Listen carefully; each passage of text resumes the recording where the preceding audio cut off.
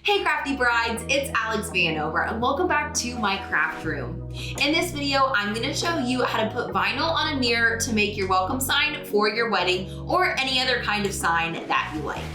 So let's jump into it. So the first step to creating your sign is to first create a template the same size of the mirror that you should have measured with inside of your frame. So I'm going to go into the basic shapes panel and insert a square. Then I'll unlock the proportions in the lower left-hand corner, and then up in the edit bar, I'll use the manual width and height to customize it to my size. So my mirror was exactly 13 inches wide by 17 inches high. And I always like to do this because I just think that it makes it easier to picture when you're looking at the design. Make sure that you're not wasting your material because I know that it's gonna look good based on the size of the sign. And I'm gonna make my sign just like a really light gray just so we can see it.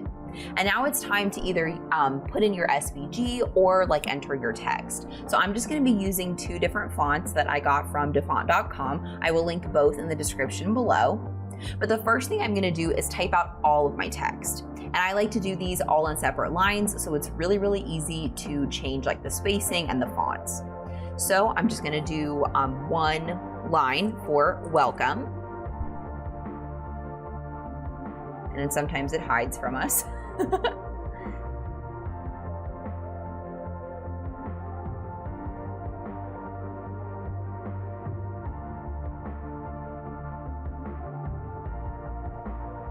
And now we have all of our text super accessible and ready to start changing it. So for the script fonts, I'm going to be using Amalfi Coast, which is a really popular font from DaFont, like I said. So I will put that in the description for you guys. And I'll start just by kind of piecing things together. So I'll place welcome into the sign and then use the arrows in the lower right hand corner to adjust the size. Now the very sides of this mirror do have the frame very close to them, so I don't want to go all the way to the edges just because that's going to make things a little bit of a pain. And then the 2 hour, I'm going to use a non-script font so that it's a little bit easier to read. I think signs that are in all the same font when there's a lot of text are typically hard to read. So one of my favorite non-script fonts for weddings is a font called Champagne and Limousines. And I'd have to spell champagne, right? There it is. It's just like a very plain font that I think looks really good with most script fonts because it's very simple. And then I'll make wedding Amalfi Coast again.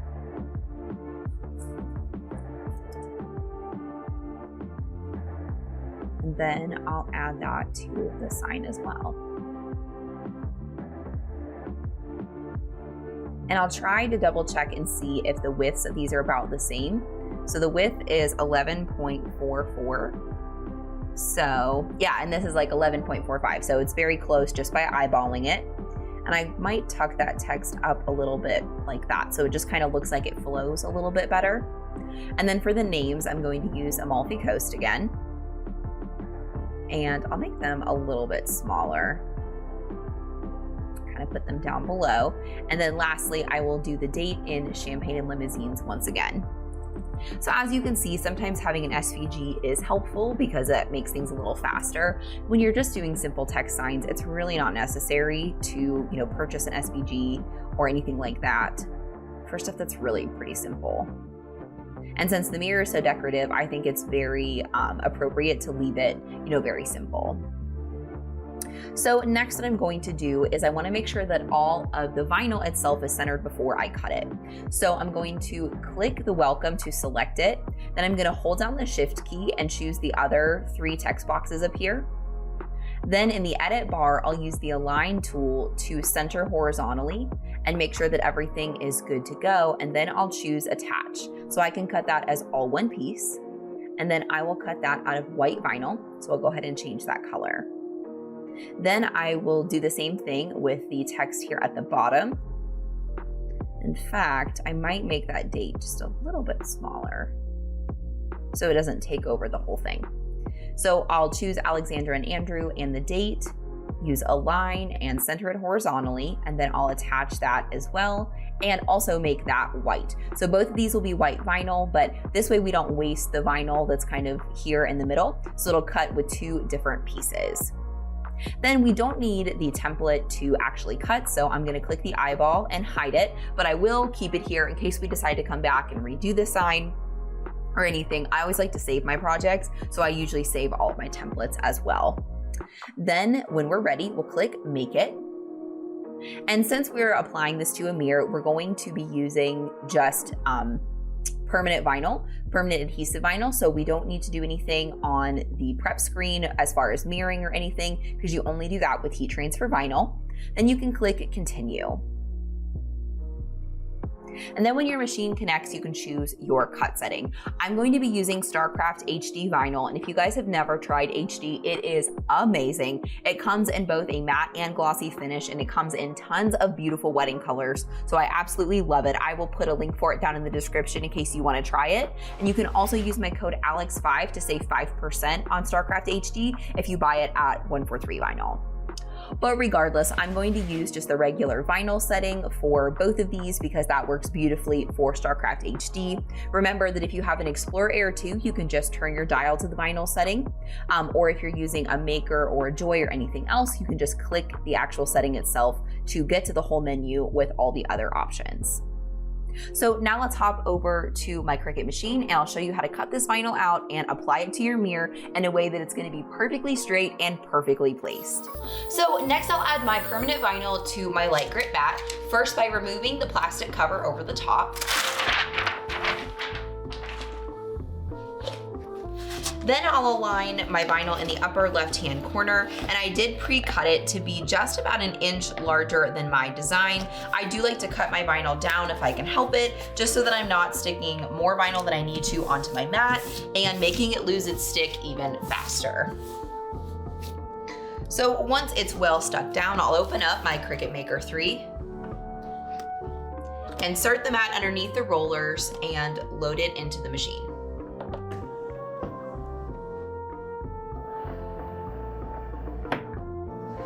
The third generation of machines does measure your mat, so if you have a Maker 3 or an Explorer 3, you may see that, but if you don't worry, there's no need to do that.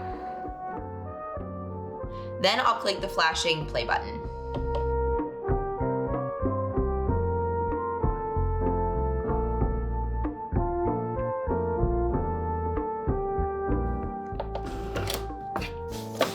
Then I'll just repeat the same process with my second cut.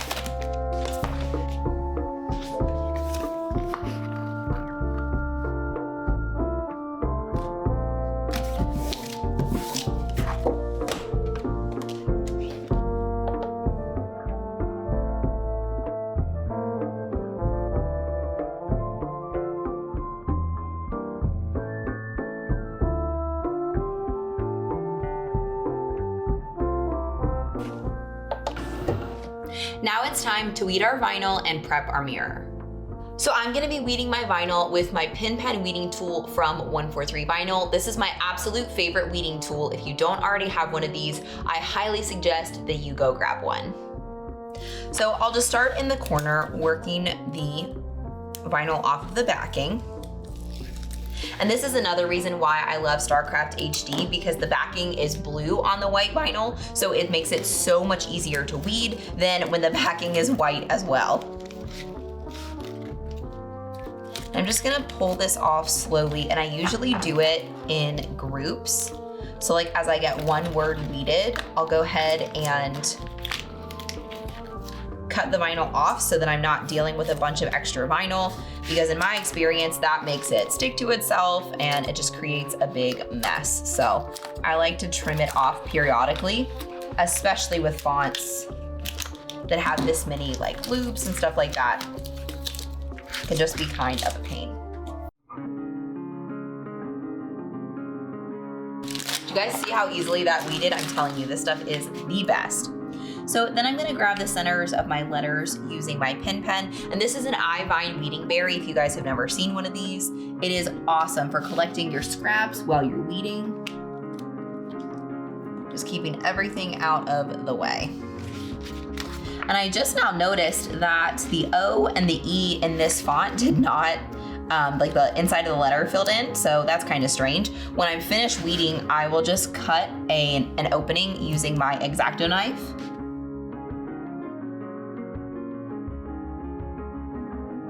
So I'll just take an X-Acto knife, and I know a lot of the cuts in these letters are kind of, they're not super round, they're more like oblong, so I'll just kind of fake it with my X-Acto knife so that I don't have to recut everything.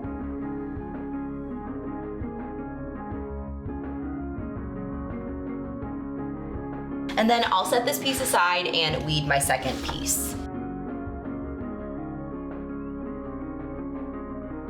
Using a high quality vinyl is going to make weeding so much easier. So if you're having a lot of problems with weeding, or weeding is really frustrating, you can either adjust your spacing and make your fonts and stuff larger to make things easier, or consider getting a higher quality vinyl and transfer tape.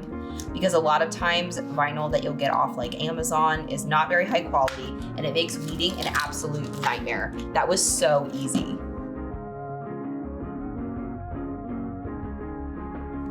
I think Amalfi Coast is one of those really beautiful fonts, but if you're trying to cut it super small, it does become a real pain really quickly. So some of it is just experience also. So if you're really struggling, then I would consider, like I said, resizing your text, getting higher quality vinyl and transfer tape, or just changing your font. Because unless you're gonna be doing really, really big stuff, Amalfi Coast can be a little bit of a headache.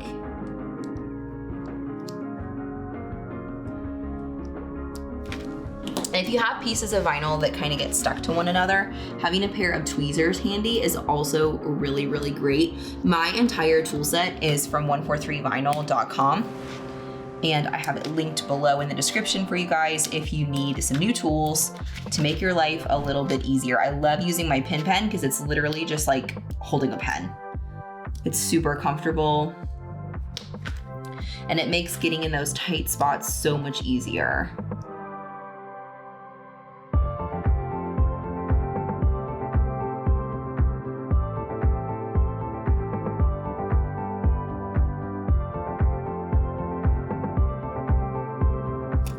And there you have it. Next, we can trim off some of our backing and apply our transfer tape. So typically I wouldn't worry about how much backing is around your vinyl, but with the method that I'm going to teach you today, it's really important that we can see as much of the actual mirror as possible. So I'm just going to trim away any excess around the letters, and that's going to make it a lot easier to place on our side.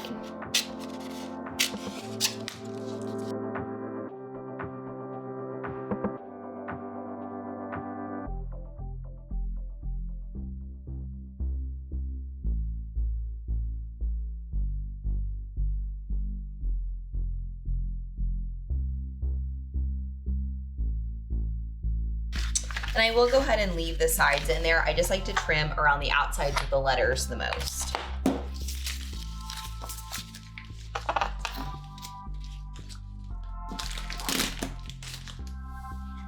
And next it's time to apply transfer tape. And transfer tape is something that can make or break your life. So if you're struggling with transfer tape, I highly recommend this clear medium tack from 143 Vinyl. I absolutely love it. It is the least sticky transfer tape I've ever used, which I know that sounds a little bit counterintuitive, but that actually makes it a lot easier to get the vinyl off of it. So it's a much better, much easier experience with a less sticky transfer tape. So the way that I like to apply this is I like to roll out a big piece and actually lay my vinyl on top of my transfer tape.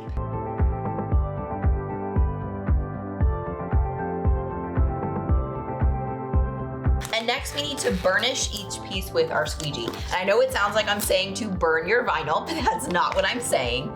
The word burnish just means to apply pressure with your squeegee between your vinyl and your transfer tape, and this just allows it to stick better. So I'm gonna use the squeegee to remove any bubbles or anything. And as you can see, there's a few pieces of our our vinyl sticking up above our transfer tape, but that's okay. The majority of it will transfer no problem. We'll get that last little piece down. And I'll do the same with this piece.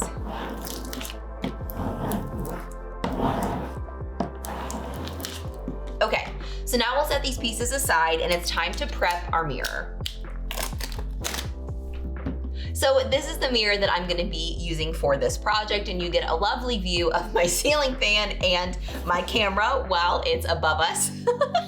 But this is the mirror that I'm going to be using.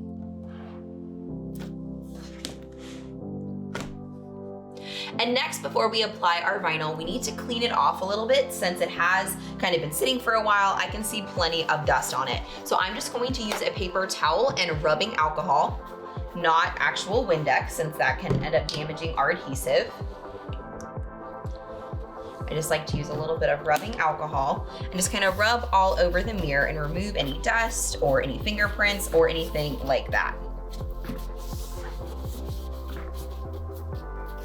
And then I'll use another paper towel to dry it off, just to make the process go a little faster.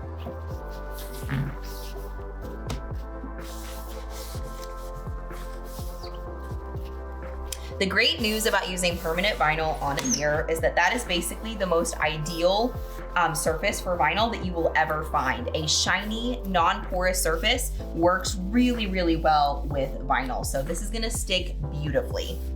And another question that I get frequently about making signs like this is whether or not you should use removable or permanent vinyl. But the good news about permanent vinyl is that it's not literally permanent. I usually use permanent vinyl by default because it just has a better adhesive and it's actually usually a higher quality film. But you can use permanent or removable and you're still gonna be able to remove this vinyl after your wedding. If you choose to do something else with this mirror or something, you can still remove permanent vinyl. It just sticks a little bit better in the short term, and it's gonna be a little bit harder to remove, but it can definitely be done.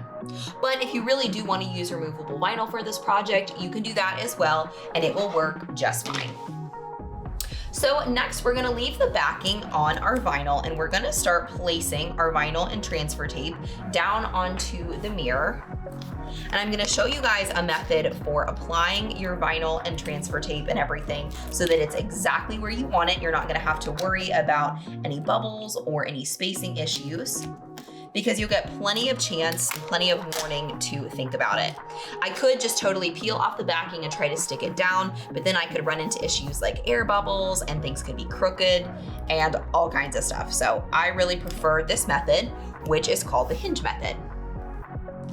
So I kind of like this placement of everything. I've still got my vinyl on its backing with the transfer tape over top of it. And I'm just gonna lay it exactly where I want it to go. I'll make sure that the names at the bottom are centered and everything. And if you really wanna get exact with this, I usually just eyeball it, but you could measure with a ruler on the top and bottom. You could also use like a dry erase marker or something to mark your center and everything like that.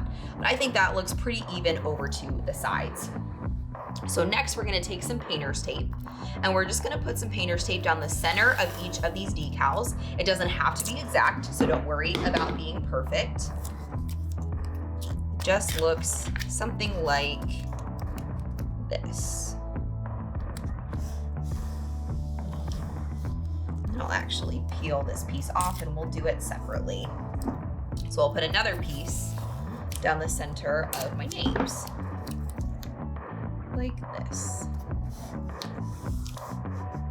And what this is gonna allow me to do is to apply my vinyl in exactly this spot without having to worry about placement. So I'll peel up my vinyl and everything on one side and peel it off of the backing. Then I'm going to actually trim the backing away on the side that I just peeled back. You don't have to get all the way over to the tape, just enough to get the stuff stuck down. And then I'm gonna use my squeegee, and as I place my vinyl and transfer tape down on the mirror, I'm just going to follow it very slowly with my squeegee to make sure that there are no bubbles in my application.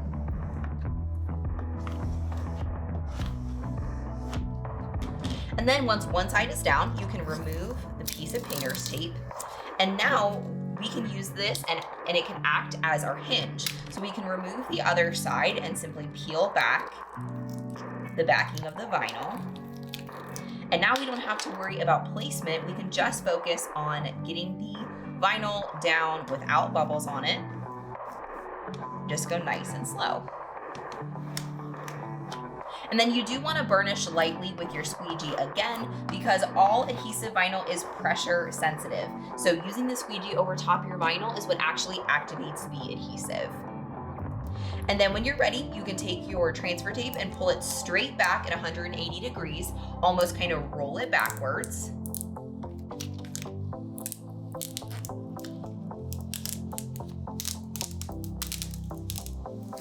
And our first piece of vinyl is placed. So now we'll just repeat the same process with the top piece.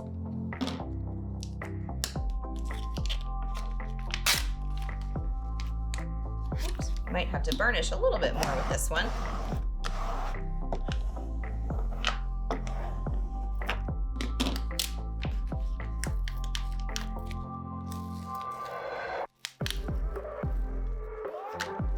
This method is literally foolproof, and you can use the hinge method on projects large and small. It's an amazing thing to know how to do, because I'm telling you, it will literally save your life.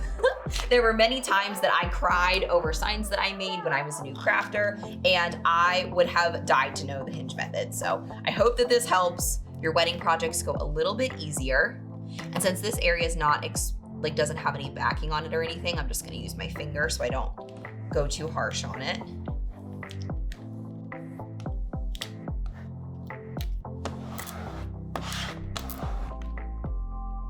And there we have it, one side's down.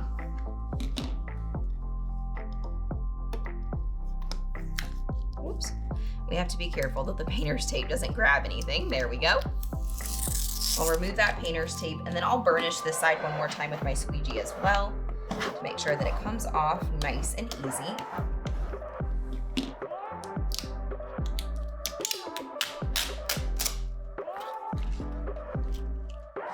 And just watch as you're peeling off your backing that nothing is coming up on it. And if it is, you can just lay the backing back down and burnish a little bit more with your squeegee, and then try removing it again. So when you have a bigger piece of transfer tape like we do on this side, I'm gonna go a little slower and just kind of use my squeegee to push the transfer tape down.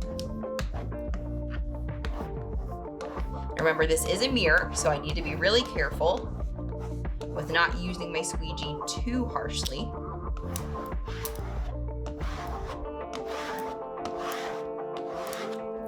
I'll just push that L down with my finger and remove that transfer tape again at 180 degrees.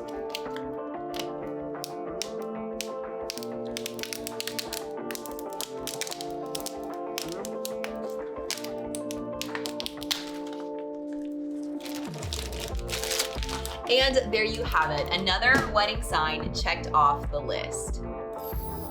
If you're not already a part of one of my crafty fams on Facebook, I would love to have you be a part of it. So be sure to find my Facebook groups linked down in the description below. And if you decide to make anything using my tutorials, whether it's vinyl on a mirror or something else, and you share it on Instagram, be sure to use the hashtag DIYAlex, because I love seeing what you guys are crafting. And if you made it this far in the video, then I really want to get to know you on social media.